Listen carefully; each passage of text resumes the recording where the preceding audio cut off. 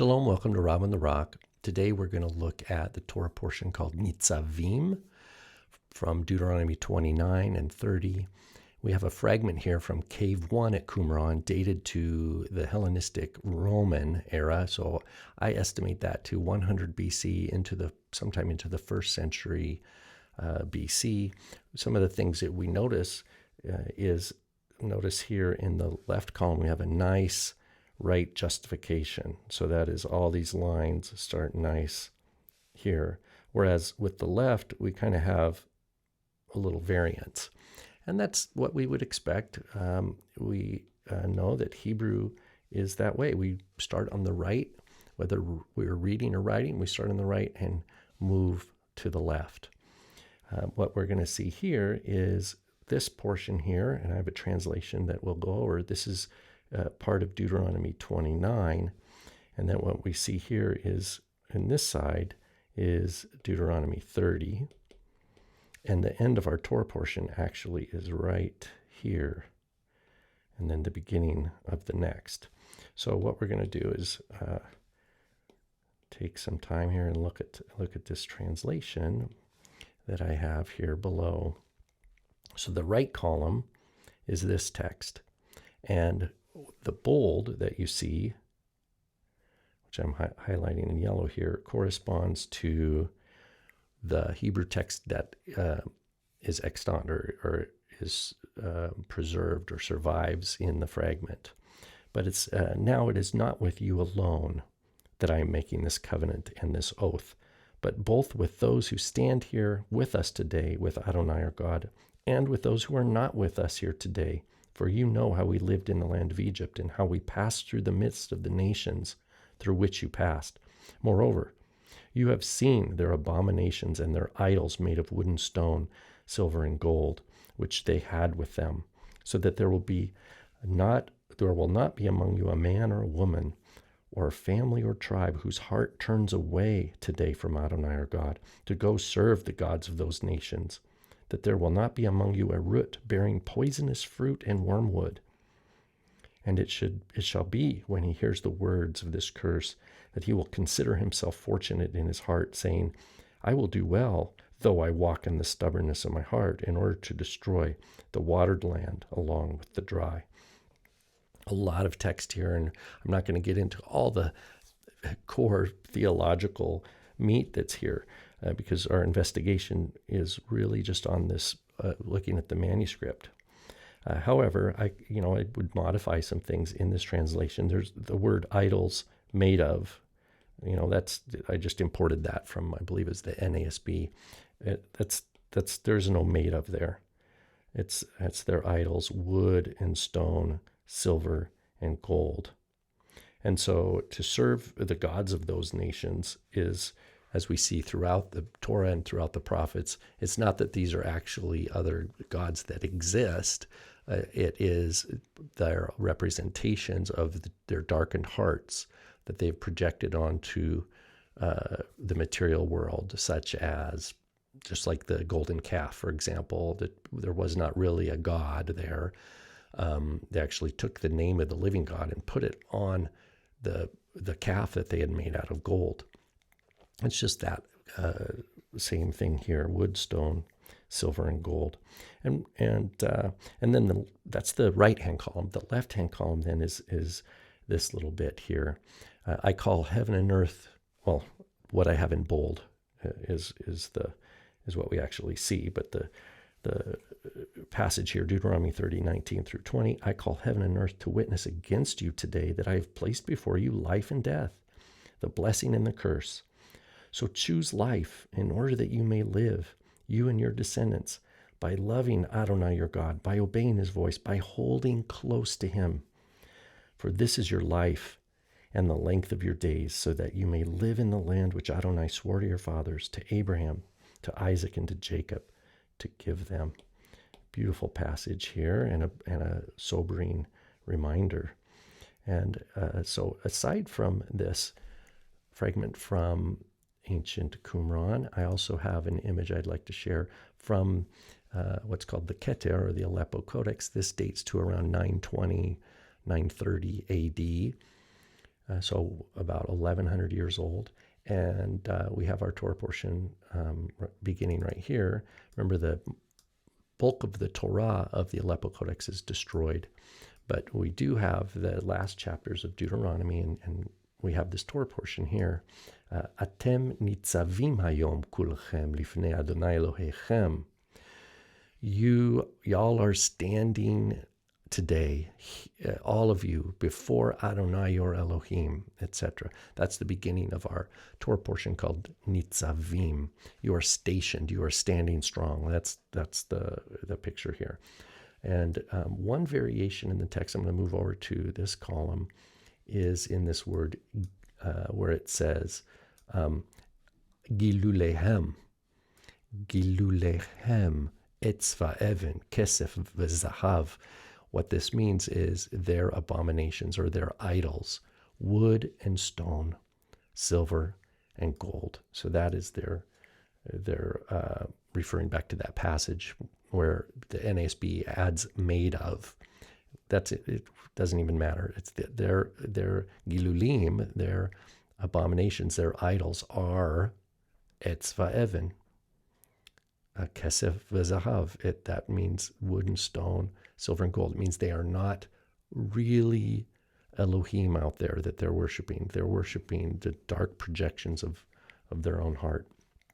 But one notice is that Gilulehem has the three little dots under here. That's the U sound, according to the Tiberian vocalization tradition. The only variant we see from our Torah portion in that regard with respect to our fragment here from Qumran is that word is spelled with what we call fully, with the vav.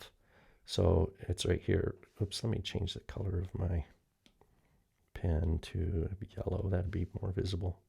I'm writing below here. So Gimel, Lamed, and see they have a vav there, another Lamed, Yod, Hey, Mem Sofit. So I kind of wrote sloppily here. But Gilu Lehem. So it's this letter. I'll zoom in way. Oops, I guess that's about as close as I can get. It's this letter right here is a vav. I'll trace it over. And you notice how the lameds have that nice tall giraffe neck on them. And we see that mem sofit, nice and big like that. And notice also that the letter hey touches, its leg touches something like this. Whereas in our day and age, we would insist hey looks like that. So that's just a reminder to us that the particular scribal conventions can vary from time to time. But there are really important conventions here that we see solidified and that were important to this scribe. This scribe has a very, very nice hand, a very nice style. He's consistent all the way through. We looked at the spacing. We noticed how carefully this was written, and the letters are consistent. One thing we see is, for those who've learned Hebrew, you know how we have the final forms. So in Hebrew, we have, if you haven't, you can go and look at my videos where I go through each of the letters of the Hebrew alphabet and look at ancient examples, as well as how we would write it in our standard Hebrew block script, which is the one I use mostly. We know that we have a letter Kaf, and then we have a Kaf sofit. We have a letter Mem and a Mem sofit. We have a letter Nun and a Nun sofit. Let me see, Lamed, Mem, Nun, Samakai, and Pei was the next one, Pei, and then a Pei sofit. And then we have a letter Tzadi and a Tzadi sofit. So we have 5 letters in the Hebrew alphabet that have 2 forms. And that second form we call, it's these, and it's called the sofit, if you want to spell it in English. Sofit. In Hebrew, it's Samek, Vav, Pei, Yod, Tet, like that, sofit. But the sofit letters means final, sof, from the Hebrew word sof, final forms. That means if any of these, the scribal convention that we're talking about is when any word in Hebrew ends in one of these letters, you use the sofit form. Now, that wasn't always the case. We have many examples from Qumran where they did not implement this tradition or this scribal convention. And of course, in the Paleo-Hebrew, there is no final forms. So this usage of final forms emerges after this Aramaic block script starts to get traction among the Jewish scribes. And what's really cool about this fragment from our Torah portion from Cave 1 is that we see, if I remember right, I think we see all the, or most, let's see if we can go through and we'll see the final forms. Here we have Eretz. So we have Eretz, that's a tzadi sofit. We have Mitzrayim, mem sofit. And let's see, here's another mem sofit, another tzadi sofit, Evan, there's a nun sofit, Kesef, there's a pei sofit. Let's see here, we see another mem sofit, and yeah, there we go. The word elek, that's where I will go. Remember, I will go in the stubbornness of my own heart. That is that bit that we read from Deuteronomy 29. Ve'elek, there you go. Kaf sofit. So do we have all five? I think we do. Let's get a different color here. We have, so our first letter that we have a final form is a kaf. So here's one. Kaf lamed mem, 2. Nun, 3. Nun samek ayin pei. There's 4. Lamed mem nun samek ayin pei. And then we have tzadi, 5 right there. Yep. So this single bit of text right here reflects an educational system. It implies that this scribe, sometime in the either 100 BC or first century, maybe 50 BC, somewhere in here, was writing this section from Deuteronomy. Now, we don't know if this was an entire scroll of Deuteronomy. It might be what we call an excerpted text, which I believe it is, which means it wasn't an entire text of Deuteronomy, but it was a roll that had at least Deuteronomy 29 and 30 in it. And but we know that the scribe was educated, and he made it a principled effort. He made a principled effort to produce the text that would correspond to this emerging scribal convention. Because remember, for example, the Great Isaiah Scroll, which is from 125 BC, has a mixed usage. Sometimes it uses the final form, sometimes it doesn't. And that's a huge sample because it's almost the entire text of the book of Isaiah in Hebrew. So we know that not all scribes use the same style of writing, not all use the same convention. One other bit here to notice is the letter tav. Where's a tav here? Well, here's like the word et and ve'et. The tavs here are written more like this, and we've seen this too. You see, like right here and right here. Whereas later, the dominant tav becomes this, where the roof comes down. So that's just a minor difference. And does it really matter, or is it aesthetic? I think it's more aesthetic. We know what the letter is, and that's what's important. Finally, notice the Tetragrammaton. Yod He Vav He here. Yod He Vav He here.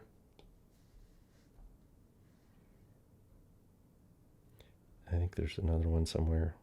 But the point is that we have, I think it's on the other page. Yeah, here. Now that's that's beyond our Torah portion. But you see what's worthy of pointing out here is that in other texts, from the same time period, we can see scribes that use some sort of Paleo-Hebrew Tetragrammaton in those instances. So it's a different scribal ideology. It reflects a different scribal convention that particular scribe on that particular day was either compelled to use by the supervisor who is having him do this copying, or from his own ideological motivation. But what we see here is that the scribe is not at all averse to just writing the Tetragrammaton, Yod, He, Vav, He, in the same letters that the rest of the text is. So a diversity of scribal schools, or I use schools loosely, but a diversity in scribal practices as they all are copying the scripture. There is one last little piece that I'll point out here, and that has to do with this. Well, first let's point out here at the end. That's to Isaac. So there's a kuf. See our nice kuf here. Isaac, LeYaakov, to Jacob, Latet Lahem, to give to them. So that's the end of our Torah portion. But what we see here is a reading that is different than the reading of the Masoretic Text. This is when, and Moses finished speaking, whereas the text of the Masoretic tradition has a different word order or letter order. Instead of finished, and it says, and Moses went on to speak, or Moses continued, Vayelek. And what we see is the verb, and he finished, has the kaf and the lamed swapped. And some have suggested because the Septuagint matches more what we see in this fragment, that they come together. But I think it's equally possible that this writer it's not that this is the original Hebrew, it's just that the Hebrew text here was deliberately shaped to match the Greek text of Deuteronomy.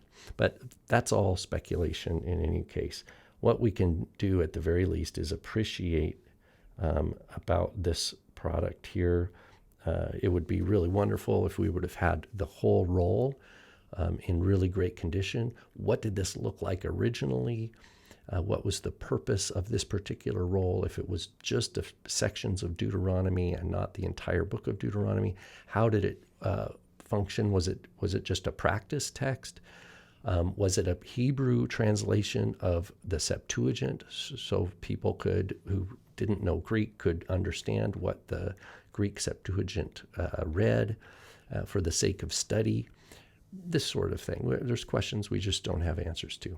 But in any case, this is a wonderful opportunity for the Torah portion called Nitzavim to look at a text in Hebrew from Cave 1 at Qumran, over 1,000 years, maybe 2,100 years old, and to look and appreciate some of the skill and ideological values that this particular scribe held, and to juxtapose that with other scribes and how they made different choices, particularly the final letters, the spelling of the Tetragrammaton, the making of the letter Tav, for example, not the spelling of the Tetragrammaton, the writing, the convention. Do we use the Paleo-Hebrew style? Do we use the letters as we find with the rest of the text? All these sorts of things. All right. If you haven't, be sure to subscribe to my YouTube channel. Click like if you like this video. And if you want to support my work, follow the link below. Shalom.